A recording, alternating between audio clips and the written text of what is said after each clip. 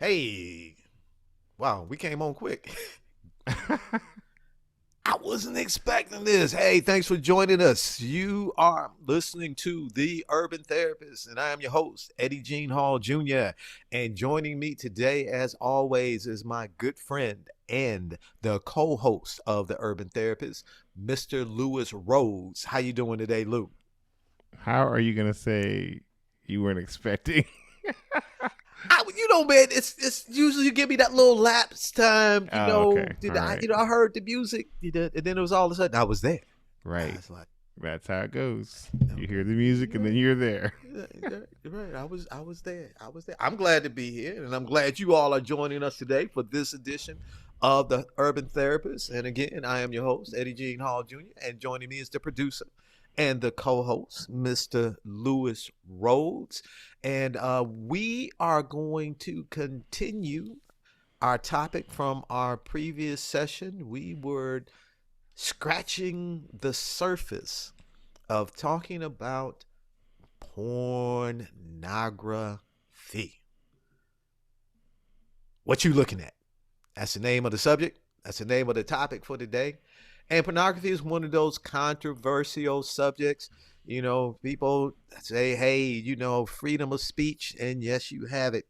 And we should have it. And then you have some people that say, oh, that's terrible. You should not be able to put that stuff out there. And then you have people that say, if you don't want to watch it, don't look at it. Then it's the controversy of, oh, our children are being exposed. And then it's some people saying, well, then expose your kids to something else. Why are you allowing them to have their hands on this, be able to get their hands on this? This is one of those topics, my friends, that is important for us to understand. And it's important for us to talk about. Now, one It's thing one of about the those like always there topics. We may always, not talk about it, but it's one of those things that's always there. always there. And the thing is, it's one of those things that its growth and development and the way it has boomed now has always influenced society in some shape, form, or fashion. But especially over the last few years, and that's one of the things Lewis and I were talking about in the last show, with the onset and the birth and the boom of technology, it has just made it more readily accessible. And something I just thought about, Lou? Mm. And we're gonna get that stat with the finance as far as pornography is concerned. But when we talk about habits, I don't know if you watched a lot of the commercials leading up to the Super Bowl, but there were a lot of commercials about these different websites that you could go on and bet, Mm.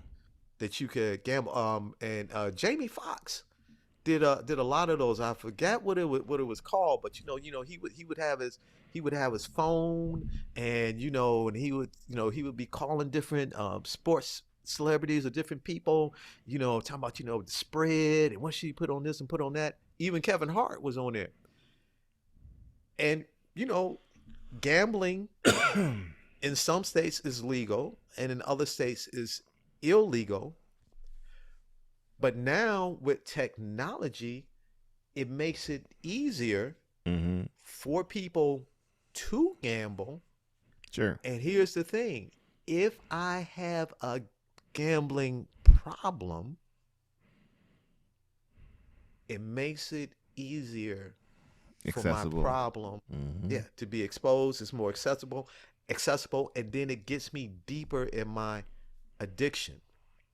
And I think that's one of the things you were alluding to when we were talking last week, that if a person becomes addicted to pornography because it is such big business Mm-hmm. and it is so readily accessible, they can feed their addiction more readily, and that shows up in the money that's being made. Sure. And I like what you said too, man. You brought out that we're not picking on pornography, but we're also showing how social media is a part of that boom. Mm-hmm. And because of social media, because of the internet, because of technology, our cell phones, our pads, our computers, everything, more things that people can become addicted to, they're more readily exposed to it and on a more systematic basis. So, this is what we're talking about today. And today we're just happen to be picking on this industry.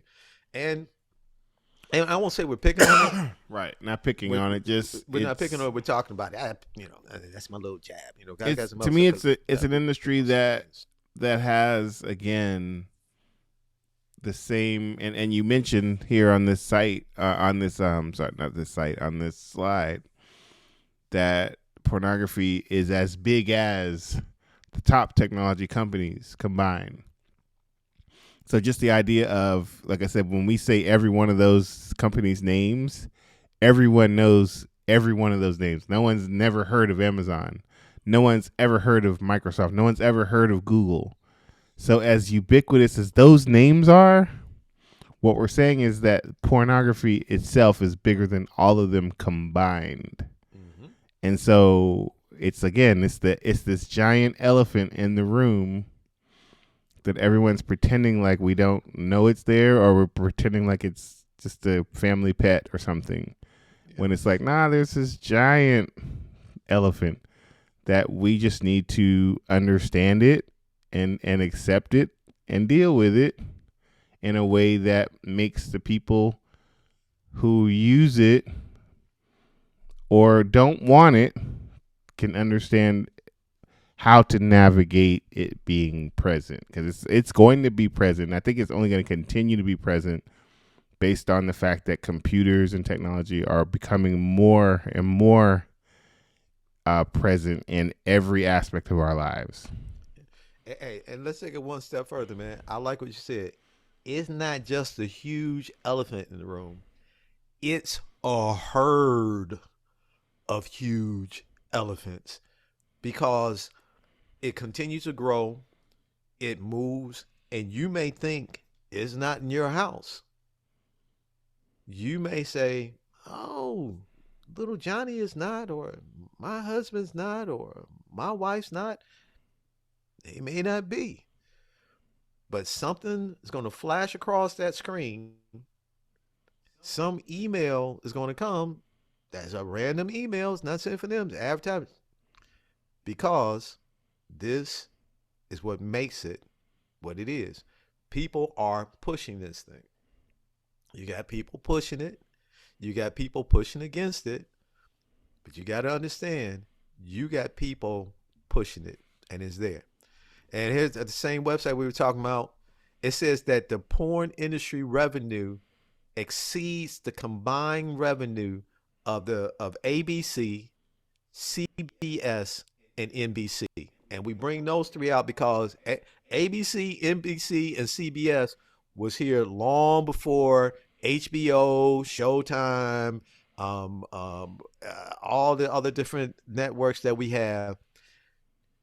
These are like the base networks, the foundational. And it's saying that the revenue from pornography, from United States pornography, from US pornography, combined is bigger than these three television networks combined. Yep. And I think I got some more financial stats in there too. Between 2001 and 2007, the internet porn industry, now we're dealing with the internet porn industry, okay, went from a $1 billion a year industry to a $3 billion a year industry in the United States alone. And that was just between 2001 and 2007. We can only imagine what it is now. And it probably quadrupled from 2022 to 2023 with the pandemic. Uh, I'm not going to tell that Saturday Night Live joke. Okay, but anyway, go ahead. Go to the next slide, man. Uh-oh. That's all right. for those of you who are watching the video slide, you can see that freeze on this person's face and looking at the computer. Yeah, that's what a lot of people see. Here we go. Now you're good. In 2006, we're dealing with some old stacks, but this is just to make a point. In 2006, the sex-related entertainment business estimated revenues. Now, this is sex-related entertainment, so this is everything across the board. This is from the strip clubs to, estimated at just under, you ready for this, man? Mm-hmm. $13 billion just in the United States. 13 billion. These estimates include, well, see, this is an old stat because it's talking about video sales. Hey, man, remember, you may be too young, but remember when you used to go to the video store, you may be too young. Blockbuster. Okay. Or any other video store. I was going to mention names. Could be my local neighborhood video store. Right. Ran by Dan. His name was Dan. Okay. And you would go into Dan's video store, and Dan would have the children's section. Yep. Video. Dan would have the nature section video. Sure. The action section. Right. The musicals. And then there was that room. Then there was that room in the back.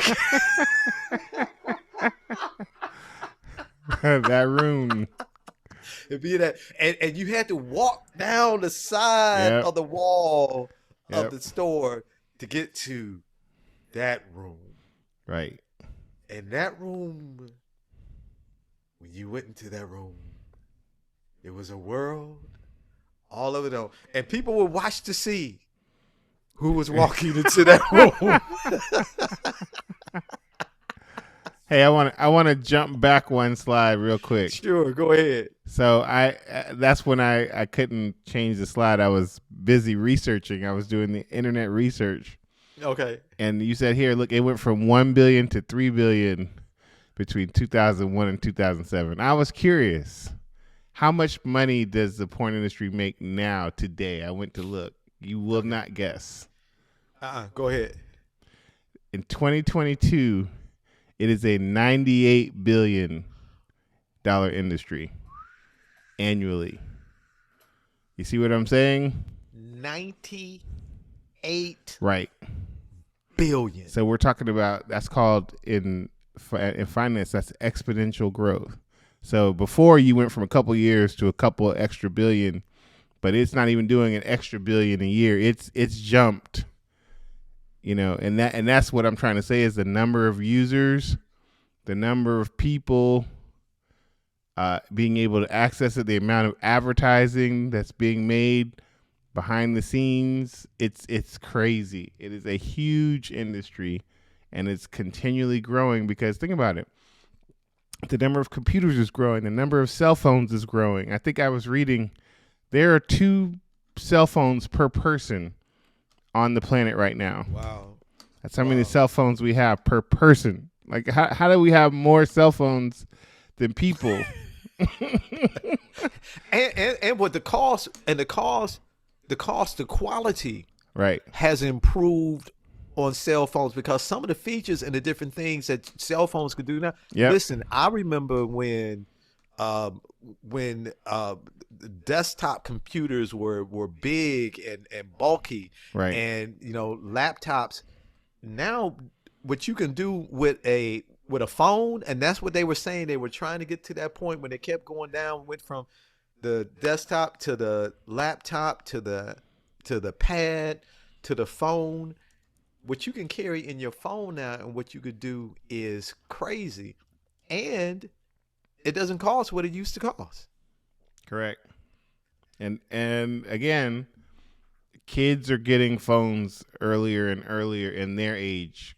So it's like, I know parents of children who 6th graders, my child needs to have a phone. And that age has gotten younger. Now 4th grader, my child needs to have a phone so they can reach me. Well, that phone that you've given them has access to the same internet that everybody else's phone has access to.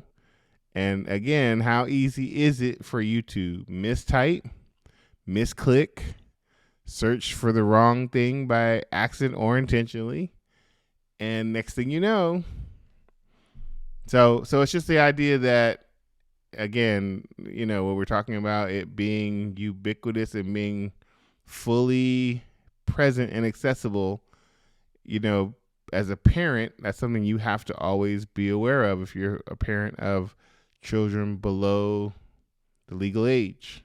And then if we really want to talk about other kinds of influences, again, these social media influencers, who many of them, I don't want to say all of them, but many of them kind of deal in ways of making money. It's just, again, your children are being exposed to, either directly or adjacently, people who are using the internet to make profit. And again, the easiest and fastest way to make profit is in this industry. So yeah, here's a stat. 2007, global porn revenues were estimated $20 billion, with $10 billion in the U.S. and that has changed, like I said, quadrupled almost since. Yeah. Since then. Yeah. And we're talking about 2022. I just looked it up because I was curious. $98 billion. So. Wow. So now let's look at another statistic. Now we're gonna look at statistics for people who view porn. Okay. Now here's one stat. Man, you know what? This is why I needed some of your special effects. 79% of men between the ages of 18 and 30 years old. Okay, so that's almost 8 out of every 10 men that were interviewed. Correct. Say that they view pornography at least once a month.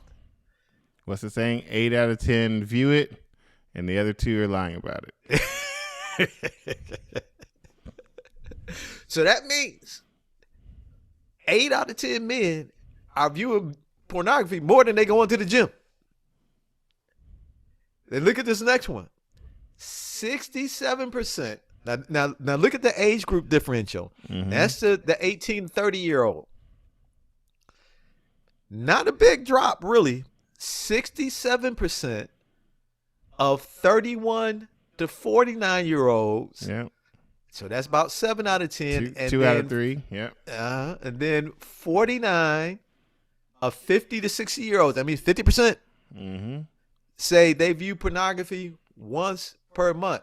And you know what? And probably the older they get, the less they see certain things as pornography.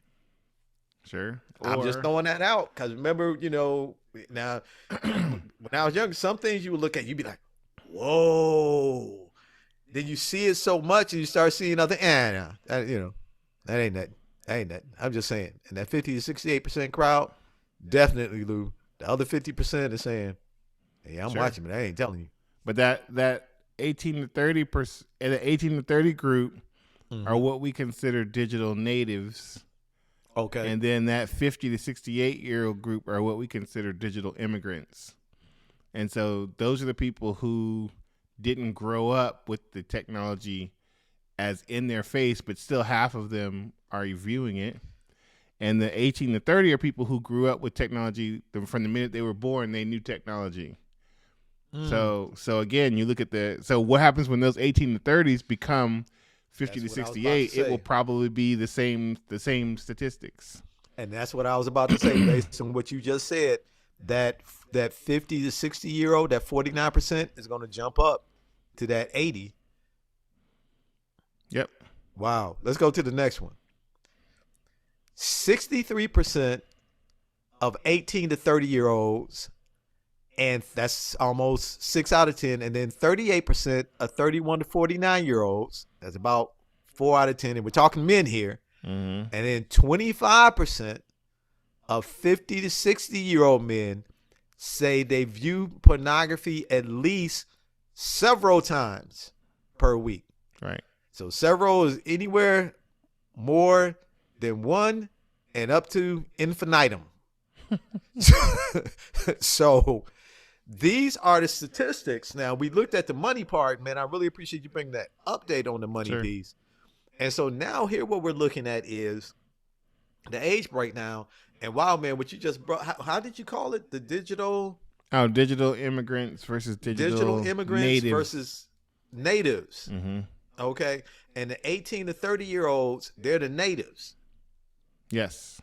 Wow. So what are people younger than them? What are they called now? Well, they're still They're natives. still natives too? It's just the idea Okay. that at some point when technology really became a thing, we identify a certain group. I don't remember which group. If it's after the baby boomers, it's probably like before Gen X. I don't remember all the different generation names, Okay, Generation yeah. Z and all those. But yeah, there's a group where basically that age you were born into the world of cell phones being internet present. And so we consider those people digital natives because basically when you were born, everything is about the internet. Everything is about digital connectivity. And the people before that, like I said, you actually had to find information by different means. So you still probably adopted technology. You bought into using laptops and cell phones, but you were the ones that adopted it as opposed to it just being in your face and just being the way that things were. Okay. And so now again, and so what you're saying with there, what you said about the last slide too, the digital natives Mm-hmm. at 18 and 30 that are at 63%, Yep. that 25% at 50 to 68-year-olds, that's going to go up. Right. Because these as are that group gets older, correct. as that group gets older, right? So I can't blame it on people's eyes and saying they can't see, and the arthritis is messing with their fingers so they can't hit the keyboards. Sure. Okay. All right. Now, for the ladies, because normally when we talk about pornography, we normally see it as a man thing. You know, this Sure. is men. You know, Sure. dirty dogs. All they doing is looking at the nasty pictures. Ladies, yes, you all do it too. Now, some of you are more into what's called the romantic or the soft porn, but some of y'all into the hardcore stuff. Hey, man, you remember years ago, just for fun, I never forget, and I'm not going to tell the city I was living in. I'm not going to tell when, but it was years ago. I knew this dude he owned a video store, and we became pretty cool because, you know, I rented a lot of videos from him because I love movies. And so he had that room in the back. And so one day, you know, I just asked him because, you know, I was curious, you know, because, you know, I always thought of, you know, pornography as that thing that, you know, just, you know, guys, you know, we're the ones watching. And I asked him, I said, do you have women go back in there? And he's like, oh man, sure. He said, yeah. He said, you'd be surprised at the number of women who go back and rent videos and get them. I'm like, oh. Mm-hmm. And see, so this is not just a gender issue. Well, and when it comes down, yes. Well, I just wanted to point out. I mean, when you look at this, is an even more telling story. The stats the on digital your screen, natives. That huge gap in the women, the older women, who again, they were digital immigrants, and oftentimes women are the least financially mobile in a household, especially if you're talking about the baby boomer generation. Like it's hold on, Lou. I want you to elaborate on that, but let me read the statistic for those who may be listening to the show and they can't see the slide. So here's the percentages for women. 76% of 18 to 30-year-olds and 16% of 31 to 49-year-olds, and then 4% of 50 to 68-year-old women view pornography at least once per month. So let me rewind. Almost 8 out of 10 women between the ages of 18 and 30 look at pornography once a month, those surveyed. Almost 2 out of 10 women between the ages of 31 and 49 years old look at pornography at least once a month. And approximately Less than 1 out of Less than 10. less than 1 out of 10. Yeah, Yeah. less than 1 out of 10. That's what I'm saying. That gap is huge comparatively to the men. Exactly. And the idea is just simply for me is that if I want to give it to you in the short version, girls and young women are now as exposed to pornography. That's what you're really looking at now, and that goes with the idea of it being everywhere and it being so easy to access. Is that you can see this giant gap in the 50 to 68-year-olds between men and women, because you're like, okay, well, what's the difference in men and women at that age? But girls and young women, it's the same as their male counterparts. The amount of access and the amount of viewership is the same. Hey man, can you do me a favor? Sure. Can you go back a couple of slides real quick? I want to look at what was the percentage for once a month for men. Go forward one.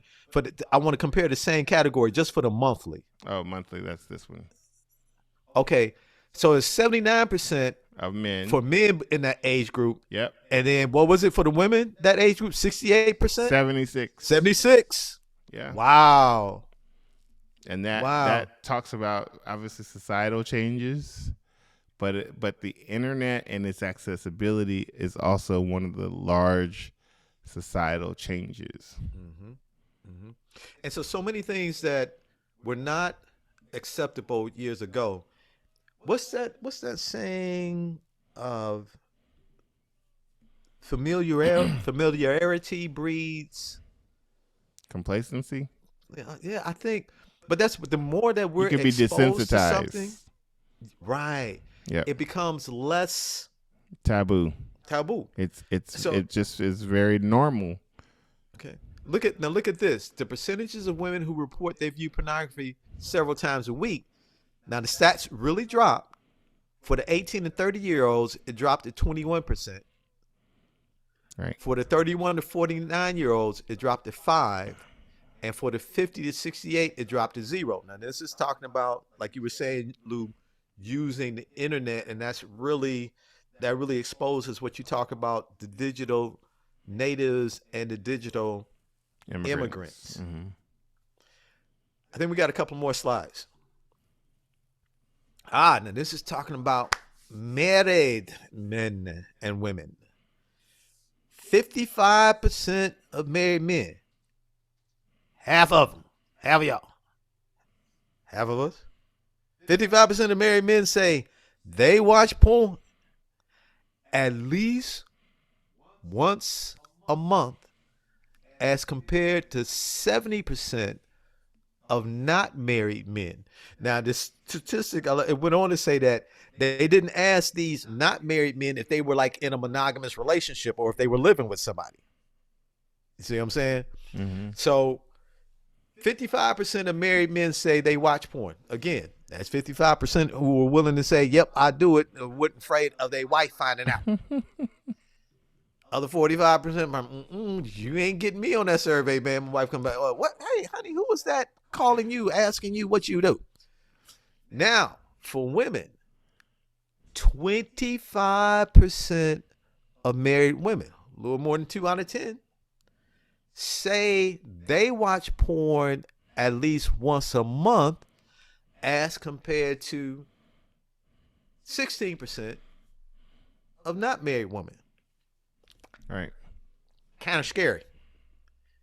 Because is this saying that married women feel the need to watch porn more than unmarried women? Because Because they're watching it with their husbands. I'm just saying. Okay, I'm gonna give you that saying. one. Or could it be they feel as though they're not being satisfied? I mean, it could be either. And so, or they're just finding it as entertaining, or maybe they're using it to enhance. I'm just saying, 25% of the married are doing something that 16% of the unmarried are not doing. Okay, here's another one. Is that even a figure, man? Men are 543%. Is that, can you even do that with percentages? Yeah, you could just say 5 times more likely. Okay, so 5.5 times. all right, but I like the 543. That's Sure, just sure. try I'm to just point saying home. for people who don't think about numbers statistically like that. It's Okay. just saying, basically, if you are likely to look at pornography, men are 5 times more likely to look at it than women. Yep, being a Based on 543 times. Right. Five. No. 543%. 543%. Right. Not 543 times. They're 5 times. I bet you it's 543 times. No, I'm just playing. Man. Yes, thank you. He's correcting me. Right. That's why it's good to have an educational professional with you, so you don't give all the wrong There you stuff. go. Men are 5 times or 543% More likely. more likely to look Correct. at pornography. That's a Yep. whole lot. That's a whole lot. That's a whole lot. It's a whole lot. Wait a minute. Oh, it gets worse. Men who have committed adultery are almost 2.5 times, or 218% more likely to look at pornography. 5 times more, 2.5 times more. Does pornography lead to certain behaviors? So what is the reason why?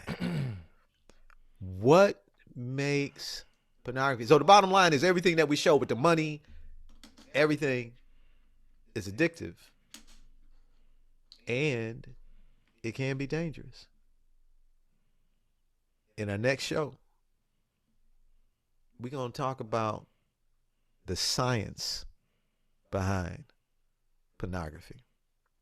You have been listening to The Urban Therapist. I am your host, Eddie Jean Hall Jr., and joining me, my good friend, and yo, man, I appreciate you every day, but really today, my good friend, Mr. Lewis Rose. Hey, man, the slide is hiding your face. People can't see. Oh, my bad. I'm working on people can't see. They see that little creepy guy. I had to find a creepy picture on that one, man. You see how that dude was looking like? My good friend, Mr. Lewis Rhodes. Listen, Lou, thanks again, man, for everything. Folks, you can find us on Instagram, Twitter, Facebook, YouTube, Apple Podcasts. We're on there now as well. And we will see you soon. Take care, everybody.